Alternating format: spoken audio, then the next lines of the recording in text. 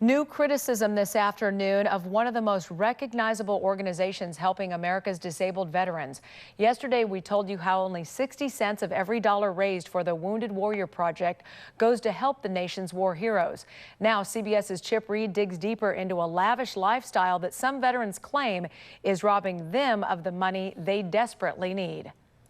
The nation's most prominent veterans charity is facing criticism from more than 40 former employees about how it spends the more than $800 million it's raised in the past 6 years. We asked Mark Owens, a former director of tax-exempt organizations at the IRS, to review the Wounded Warrior Project's tax documents. What was your biggest concern in reading these forms? That I couldn't tell the number of people that were assisted. I thought that was truly unusual.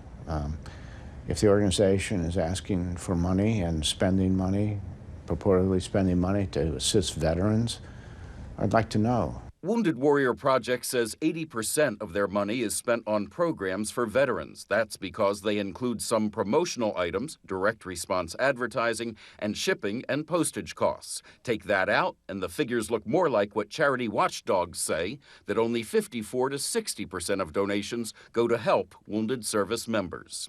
The CEO has said that fundraising should and can be included in the programs and services.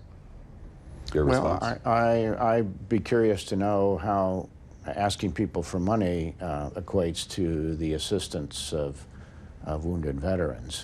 Stephen Nardizzi has been CEO since 2009. In 2014, he was paid nearly $500,000. That's in line with similar-sized charities. But many former employees told us they thought it was too much. Nardizzi defended his salary to our Norfolk affiliate last April. My salary is less than 0.1% of the donations that come in. And I am running an organization that is helping hundreds of thousands of warriors. Last year, WWP gave a $150,000 grant to a group that defends higher spending on overhead, executive salaries, and fundraising by charities. Nardizzi says the more money the charity raises, the more money it can spend on veterans. If your only fixation is spending the most on programs, that's feeling good, but not necessarily doing good. You could run a lot of program activities, you could spend a lot of money and have them be wholly ineffective. But charity watchdog Daniel Borokoff says his biggest concern is that the group is sitting on a $248 million surplus, and not enough of it is being spent on veterans.